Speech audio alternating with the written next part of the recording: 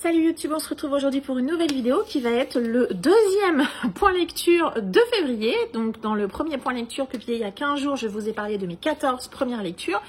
Et ici, je vais donc vous parler assez rapidement, assez succinctement, forcément, de toutes mes autres lectures. Je vous rappelle que je m'étais donné le défi de lire pendant le mois de février 28 titres.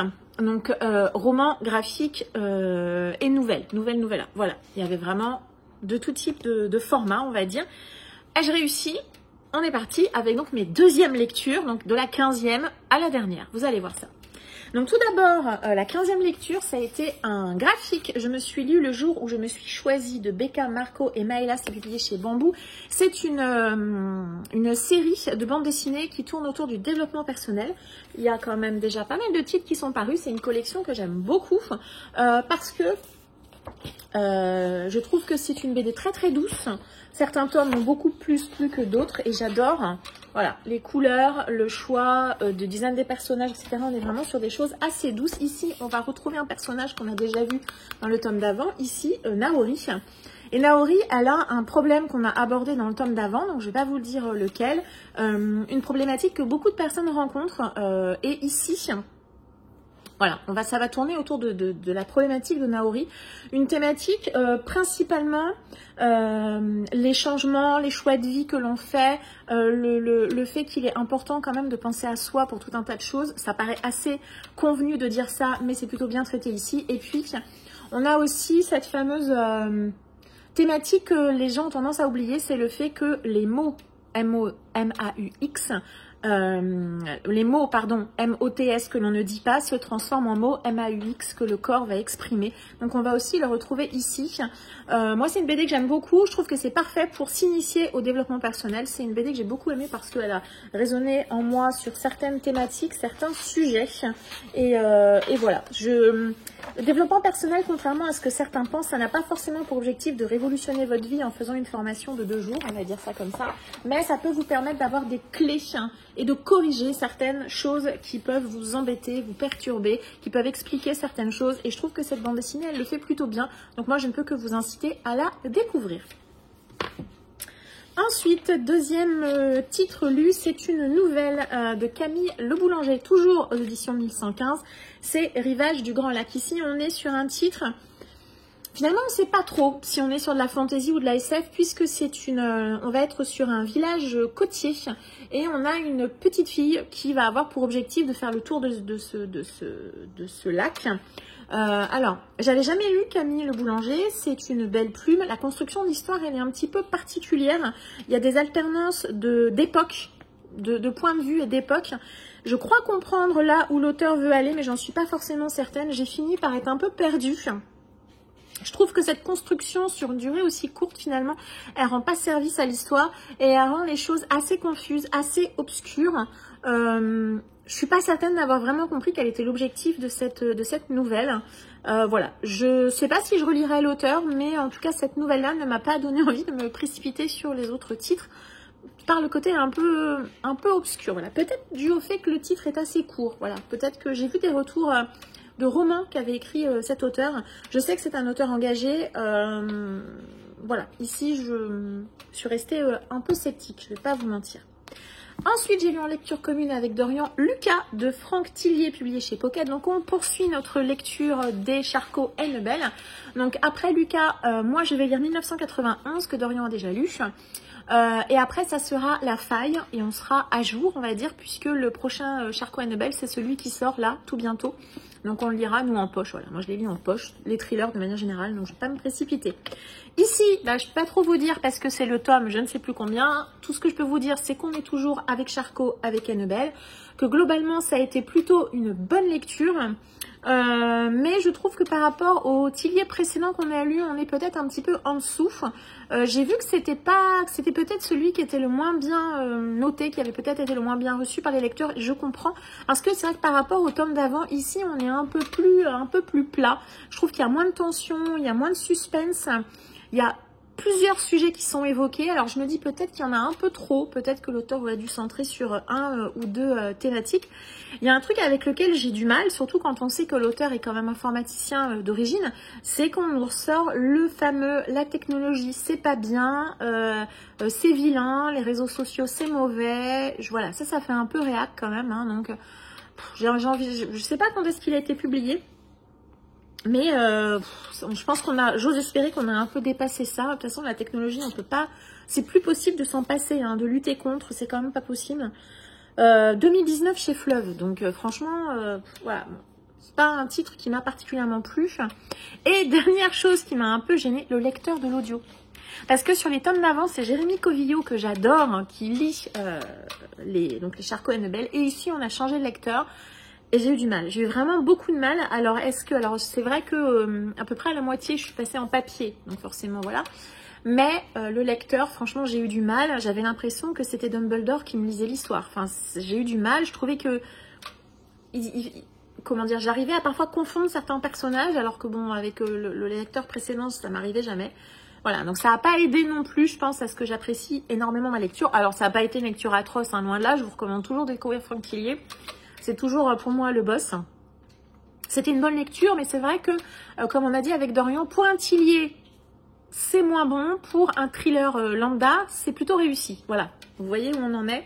Voilà, mais bien évidemment, je vais continuer. Et le prochain que je vais lire, c'est 1991, puisque c'est celui que l'auteur a écrit juste après Lucas. C'est le tome 0, je crois, de Charcot et Nebel, de Charcot d'ailleurs.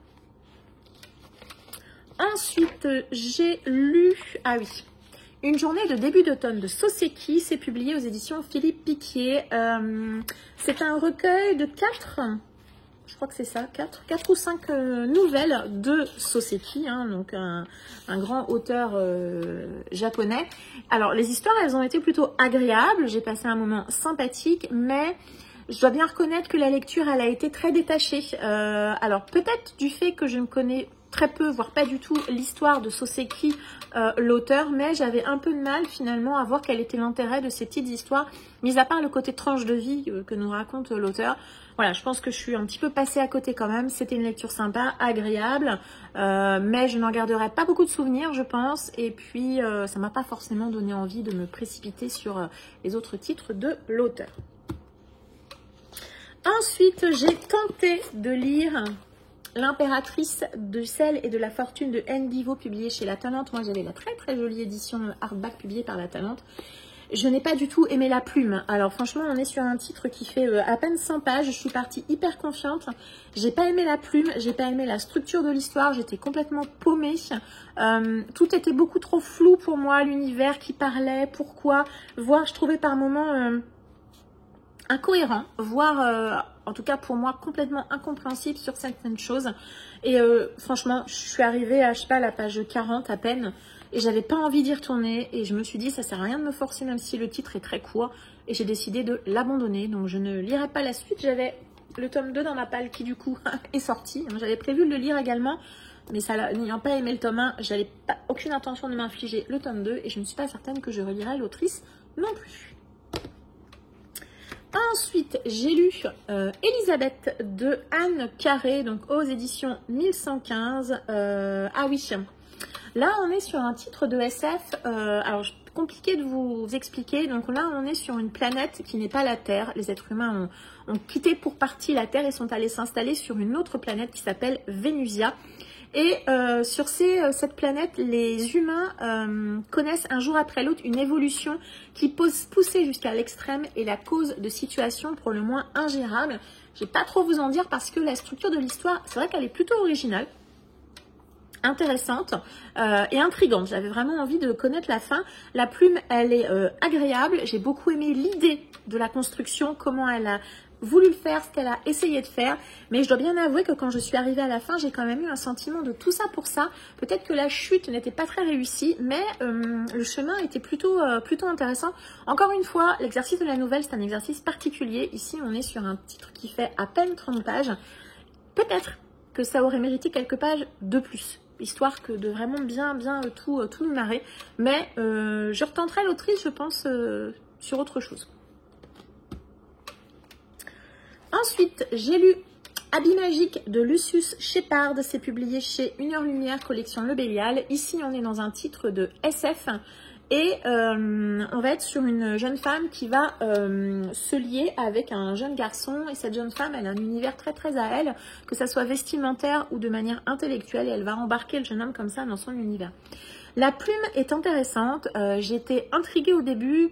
Justement, qui est cette femme qui s'appelle Abby, diminutif, donc son nom c'est Habits Magiques, c'est le nom d'une jeune femme. Et j'étais intriguée, qu'est-ce qu'est cette femme, où est-ce qu'elle veut emmener le jeune homme, pourquoi on y va, enfin voilà, j'étais vraiment intriguée sur le début. Mais je dois bien avouer que la multiplication des scènes de sexe, les remarques sexistes, grossophobes, sur le fait que Habits Magiques, elle est trop grosse, et ce que tu fais avec cette femme, enfin, ça m'a un peu fatiguée au bout d'un moment. Et finalement également, beaucoup de questions, mais très peu, voire pas de réponses. Ça a vraiment fini par me lasser. Donc je suis allée au bout parce que c'est assez court. Et j'étais quand même intriguée sur qui est cette femme, où on va, pourquoi, etc. J'ai pas forcément eu toutes mes réponses. Et puis voilà, j'avais déjà lu l'auteur sur une autre nouvelle plutôt steampunk. Là, franchement, je suis pas sûre que je relirai l'auteur. La plume est, comme je dis, la plume, elle est intéressante. Elle n'est pas trop fouillie, pas, voilà, c'est structuré, c'est bien écrit, etc. Mais les remarques, franchement, et pourtant, ça date de 2007. Hein, c'est pas non plus le siècle dernier ou très très loin. Mais je viens d'avouer que je pense que ce qui m'a le plus agacée, en fait, parce que j'allais dire certaines remarques, voilà, je peux passer au-delà. Mais alors, les multiplicités de scènes de sexe sans aucun intérêt, en tout cas à mon sens, voilà, ça m'a un peu fatiguée. Ensuite, j'ai lu un titre que j'ai absolument adoré. J'ai lu Les Seigneurs de Bagdad. C'est un comics de Brian Kevogan et Nico Henrichon. C'est donc Urban dans leur collection Nomade, donc la collection poche, on va dire. J'ai adoré. Ici, on est en Irak en 2003 et on a des animaux qui vont s'échapper du zoo de Bagdad parce que le zoo a été bombardé et on va suivre ces animaux dans Bagdad qui essaient de s'enfuir, de comprendre ce qui se passe et on va donc voir leur évolution et leur vie dans Bagdad, et puis on va apprendre leur histoire, comment sont-ils arrivés dans ce zoo, ils essaient de comprendre pourquoi les humains font ce qu'ils font, et même nous on a du mal à les comprendre, alors vous imaginez les animaux. J'ai adoré les planches, il y a des planches qui sont absolument incroyables, vraiment des planches, et puis là donc on est sur des couleurs chaudes, etc. Et puis voilà, on a des planches comme ça. Enfin voilà, j'ai adoré ce comics, j'ai passé un super moment, je peux que vous conseiller de le découvrir. Attention pour les petits cœurs fragiles, voilà, pour les animaux c'est pas toujours facile. Donc voilà, sachez que ça peut être difficile à lire si comme moi vous aimez beaucoup les animaux. Bref, mais j'ai adoré cette BD qui va voilà, nous faire voir un classique finalement, la guerre de la débilité humaine à travers le regard des animaux qui finalement eux, cherchent juste à vivre et à se sauver. Par contre, ce que je savais pas et que j'ai découvert qu'à la fin, c'est que c'est tiré d'une histoire vraie et je trouve que c'est encore plus touchant. On s'attache très très vite à ces animaux. Voilà, j'ai adoré. Vraiment, j'ai adoré. Je peux que vous le recommander. Attention cependant, trigger warning pour les gens qui sont sensibles sur la souffrance animale. Voilà, mais franchement, je vous le recommande. En plus, il est super court. Il est super court. Il était à 5,90 €. Vous pouvez peut-être le trouver d'occasion. Foncez. Toute autre chose, j'ai lu le tome 10 de City Hunter de Tsukasa Ojo. C'est publié chez Panini avec Dorian. Je ne vais pas forcément m'étendre beaucoup sur ce titre. On va être ici principalement sur des histoires qui tournent autour du passé de Rio. C'est toujours très très très sympa à lire. Il y a quelques scènes ici, comme forcément on va aborder le passé de Rio, il y a quelques scènes qui sont extrêmement touchantes. On retrouve l'humour potache, on retrouve les blagues en dessous la ceinture, les dessins également parfois en dessous la ceinture. On retrouve Laura dans ses grandes œuvres, voilà. Moi je trouve que... je cherche, en fait à chaque fois je me dis je devrais mettre des post-it, comme ça m'éviterait d'avoir à chercher. On a des planches qui sont absolument dingues. Alors quand comme moi on connaît l'animé par cœur, c'est un peu compliqué parce que on n'a pas forcément de surprise, mais je suis quand même très très contente de retourner et de redécouvrir comme ça toutes les histoires de Rio. Voilà, on a des planches voilà, qui sont Voilà, là on a une planche tout en mouvement qui est très réussie. Et puis on a des pleines pages aussi que je trouve vraiment magnifiques. Juste celle-là par exemple, les planches qui changent, qui sont pour distinguer les différents chapitres, c'est aussi très réussi. Bref, j'en dirai rien de plus, c'est le tome 10, on va continuer. J'adore ma lecture, c'est excellent. Voilà. Par contre, attention, effectivement, voilà, il y a des blagues potages, parfois un peu lourdes, on est parfois sous la ceinture, il faut le savoir. Mais le personnage de Rio est un personnage extrêmement attachant et voilà, moi j'adore ma lecture. C'était un excellent tome. J'ai lu Album culte de Louise Roulier, publié aux éditions 1115. Ici, j'ai beaucoup aimé. Ici, on va démarrer en tout cas dans les années 70 avec un jeune garçon qui est complètement dingue de musique et notamment d'un groupe. Et un groupe qui ne fait plus rien depuis plusieurs années. Et il finit par découvrir que quelqu'un a le dernier album de ce groupe, album mythique que personne n'a jamais entendu. Enfin voilà, je pense que vous avez compris l'idée. Et donc, il va se rendre chez cette personne qui vend ce disque. Il va rentrer chez lui et il va écouter ce disque. Voilà, je vous en dirai rien de plus. J'ai beaucoup aimé l'idée de base. Déjà, on est dans une ambiance musicale. Il y a beaucoup de références des années 70 autour du rock et de la pop également, mais principalement du rock. Pas mal de groupes et de références que j'ai ou que j'avais. Donc, j'irai pas jusqu'à dire que j'étais dans mon environnement, mais on n'était pas loin. Et puis voilà, on est dans l'ambiance années 70. Donc voilà, si vous êtes intéressé au rock de cette époque, forcément, ce titre va vous parler. L'idée de base, elle est vraiment sympa. L'ambiance, elle est très cool aussi. C'est un titre de SF cette fois-ci. La fin, je m'en suis doutée assez tôt finalement, mais je dirais que le chemin était très réussi. Donc la fin, même si je m'en suis doutée, voilà, ça ne m'a pas, j'ai pas été déçue de la fin. La plume, elle est très agréable. J'ai un autre titre de l'autrice à lire, un titre de chez Critique, dont j'ai oublié le titre et là, je le vois pas. Parce que les critiques sont là et en fait, c'est écrit, j'arrive pas à lire de travers. Donc il y a le titre et là, je le vois, je sais que c'est un titre de Grain de sable. Je crois que c'est Grain de sable, ça vient de me revenir. Et ouais, je serais curieuse de le découvrir parce que ce titre-ci, par contre, m'a beaucoup plu. Thématique, style, histoire bien menée. J'ai passé un très chouette moment. Ensuite, j'ai tenté de lire et j'ai abandonné Chasseur de vampires de Constantine Grégory. C'est publié aux éditions du Pré au Clair. Ici, on est à cheval entre l'historique, comme si c'était quelqu'un qui nous racontait l'histoire des vampires et comment finalement ils ont... comment dire, comment ils sont nés à travers l'histoire, dans la mythologie collective, etc. Et l'imaginaire. On est vraiment à cheval entre les deux. Si au début j'ai trouvé ça sympa, j'avoue que je me suis très vite même lassée. L'objet livre, il est très joli, il est fait façon grimoire avec parfois des annotations sur le côté comme ça.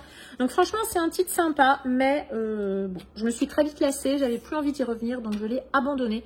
Et bon, je ne le garderai pas de toute façon. L'objet livre est vraiment très fun. Voilà, moi j'aime beaucoup les vampires, donc au début ça m'intéressait à fond, et puis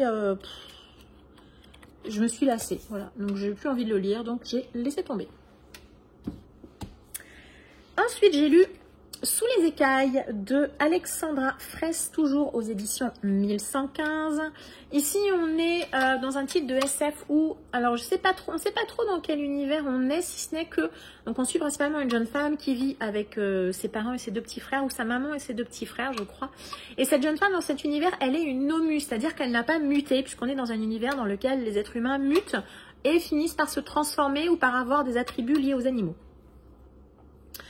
Donc l'histoire, la plume est sympa, c'est facile d'accès, mais je dois bien avouer que l'autrice, elle a une plume trop poétique, limite onirique pour moi, et vous savez que c'est pas quelque chose que j'aime dans le style, je vois qu'il y a du travail, etc., mais moi c'est quelque chose qui ne me touche pas du tout, et on va suivre, vous vous doutez, la mutation de cette jeune femme qui n'est au démarrage une nomu et qui finalement va eh bien, se découvrir qu'elle peut également muter. Voilà. J'ai compris l'idée, mais franchement, la réalisation ne m'a pas particulièrement plu. Donc cette nouvelle-ci, elle a un peu fait flop aussi. Ensuite, j'ai lu Le Bazar K et je crois que c'était la dernière nouvelle que j'avais des éditions 1115. Donc, j'ai lu toutes les nouvelles pendant ce mois-ci. Donc, Le Bazar K de Clément Roux. Ici, on est dans un titre de SF où on va suivre un jeune homme qui est un peu exilé par son père, envoyé dans l'espace. L'idée étant qu'il rejoigne une colonie. Mais lui, il va se retrouver dans un vaisseau tout seul. En fait, il va partir comme ça à travers l'espace. Et je vais m'arrêter là parce que si je vous en dis trop, c'est pas terrible. Et oui, il va écrire un peu sa vie comme ça dans le comment dire, dans la navette, enfin dans le vaisseau. Je vous en dirai rien de plus parce qu'il y a quand même quelques rebondissements. À nouveau, j'ai aimé la plume, j'ai aimé toute la partie où on va suivre ce personnage dans ce vaisseau, c'est-à-dire comment il est arrivé là, comment il va apprendre à vivre dans ce vaisseau, comment il va découvrir qu'il est tout seul et qu'il va y rester un petit moment.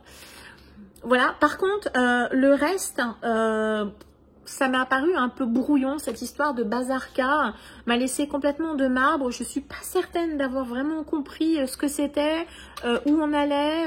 Voilà, je suis un peu sur cette partie-là, je suis un peu restée sur ma faim. Voilà, mais bon, sinon, bon, c'était pas une lecture désagréable celle-ci, mais pareil, je suis un peu mitigée. Ensuite, j'ai lu le hors-série 2022 des éditions Le Bélial, donc plus principalement, pardon, la nouvelle qui s'intitule Des bêtes fabuleuses de Priya Sharma, donc qui est à l'intérieur de cette nouvelle, puisque dans les hors-séries, il y a une nouvelle, et puis après, il y a une présentation de toute la collection. Voilà, des nouvelles. Donc j'ai lu bien évidemment que la nouvelle qui fait une petite centaine de pages.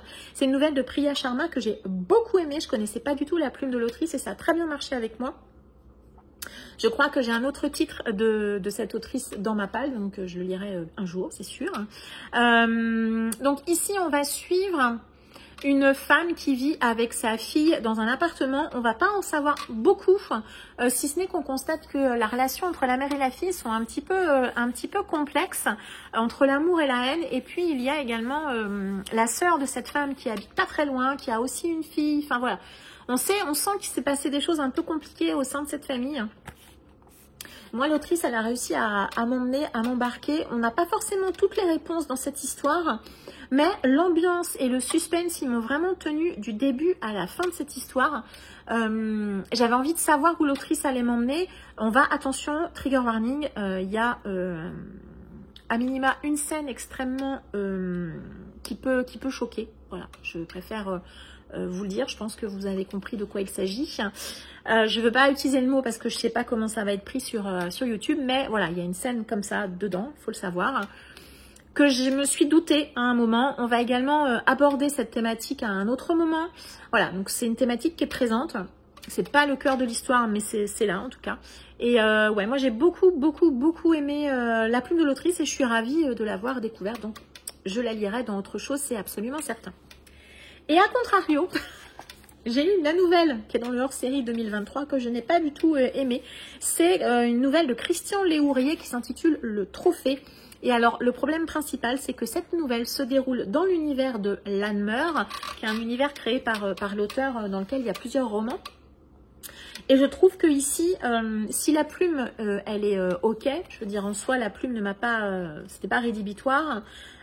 Le fait de ne rien connaître de l'univers de Lanmeur, je trouve que l'auteur, moi, il m'a perdu. Je trouvais que ça manquait d'explication, de contextualisation. On va suivre un jeune homme qui, si j'ai bien compris, ne fait pas partie d'un clan, mais va quand même essayer de faire le rite initiatique de ce clan, qui est d'aller partir en chasse, en fait.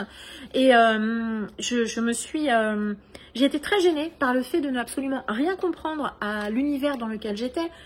Alors j'arrivais à comprendre le vocabulaire créé dans cette histoire, mais j'avoue que globalement, bon, c'était compliqué à lire et j'avais la sensation de faire beaucoup d'efforts pour pas grand chose en fait. Et très vite, je me suis complètement détachée de cette histoire.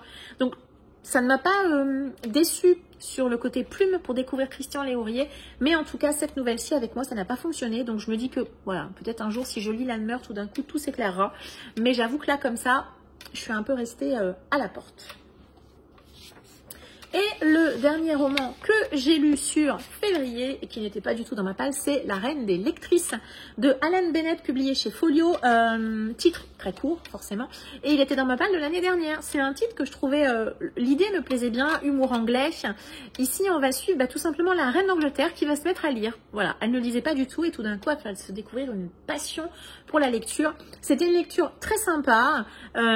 C'était aussi très agréable de voir toutes les références littéraires qui sont à l'intérieur de ce texte. Alors, principalement des références anglaises, hein, bien évidemment. On sent aussi, quand on est lecteur, l'amour des livres de la reine d'Angleterre, mais également, du coup, forcément, de l'auteur. On ne peut que la rejoindre sur plein de choses, sur le fait... eh bien de lire beaucoup, de vouloir découvrir plein d'auteurs, de lire de plus en plus vite, puisqu'au début elle lit lentement et puis après elle se rend compte qu'elle arrive à lire plus vite, sur le fait que les autres ne comprennent pas forcément cette passion dévorante, etc. Voilà, il y a plein de choses très sympas dans ce titre, mais finalement... Je me demande c'est quoi la finalité de cette histoire, quel était l'objectif de l'auteur, quel était l'objectif de cette histoire. C'était sympa, j'ai pris plaisir à la lire, c'était fun sur l'instant, mais est-ce que je vais le garder? Je ne pense pas. Est-ce que je le relirai? Je pense pas non plus, mais pourquoi pas découvrir l'auteur sur autre chose, ça c'est pas impossible. Mais voilà, moi je pense que si vous avez l'occasion de le lire, ça peut être sympa parce que franchement ça se lit très bien et ne serait-ce que par toutes les références et puis l'amour des livres qu'on sent à travers ce titre, ça vaut le coup de le découvrir. Et puis si on aime l'humour anglais aussi, ça vaut le coup parce que sinon c'est pas la peine, il y a quand même pas mal de touches d'humour et de choses drôles. Il y a aussi... l'auteur, il place ça vraiment avec la reine, alors on le dit jamais, mais c'est la reine Victoria, et il place vraiment pas mal de choses qui font tout à fait penser que ça aurait pu être la reine Victoria par rapport à l'histoire. Bref, c'était très sympa, et moi je vous conseille de le découvrir parce que pourquoi pas. Voilà. Et La Reine des lectrices, ça a donc été le dernier livre que j'ai lu pour le mois de février. Je me suis munie de mon petit carnet. Je vais juste vous faire un petit bilan de ce challenge. Comme je vous l'ai dit, mon objectif était de lire 28 titres. Romans, graphiques, etc. Tout cumulé. Et sur le mois de février, j'ai lu 29 titres et j'en ai abandonné 2. Donc au total, j'ai lu 31 titres. Ma palle, elle a pris un sacré coup. Uniquement pour le petit mois, petite lecture, j'ai comptabilisé 21 titres puisque les graphiques, les abandons et puis les quelques romans que j'ai lus qui sont très épais ne rentrent pas dans ce challenge. Mais je suis extrêmement contente d'avoir réussi à tenir le coup. Donc 29 titres, 2 abandons, c'est... voilà, je suis super contente. Peut-être que je le referai l'année prochaine parce que j'avoue que ça m'a beaucoup plu. Je me suis amusée à alterner les lectures, etc. J'ai vraiment passé un très bon moment, ne serait-ce que le plaisir de dégommer un livre tous les jours. C'est vrai que ça ne m'arrive jamais et c'est vrai que c'est super agréable. En plus, j'ai vu ma palle descendre, donc ça, c'était aussi plutôt très cool. Bref, donc challenge réussi, challenge personnel réussi et j'en suis absolument ravie. Je pense que je vais essayer de me redonner des challenges comme ça tout au long de l'année. Je sais qu'il y a Lucie Alu qui fait des semaines à 500 ou à 1000. Alors 1000 pour moi c'est vraiment compliqué sur une semaine, mais 500 pourquoi pas, peut-être des week-ends à 1000. Bref, je vais essayer de me faire comme ça quelques challenges. C'était extrêmement agréable, extrêmement valorisant aussi, voilà, de réussir à atteindre cet objectif, de suivre ça. Je suivais ça au jour le jour et vraiment je me suis vraiment beaucoup amusée aussi à faire ce petit suivi. Voilà. Merci beaucoup d'avoir suivi jusqu'ici. J'ai essayé de ne pas être trop longue, de vous donner des avis très succincts. Voilà, alors principalement, voilà, j'ai lu pas mal de nouvelles, donc je ne vais pas non plus déflorer trop l'intrigue sur tous ces textes. N'hésitez pas à m'indiquer en commentaire si vous avez lu certains des titres dont je vous ai parlé, ce que vous en avez pensé, si vous les avez aimés ou pas. Et puis voilà, je vous souhaite une très agréable journée et je vous dis à très bientôt. Ciao!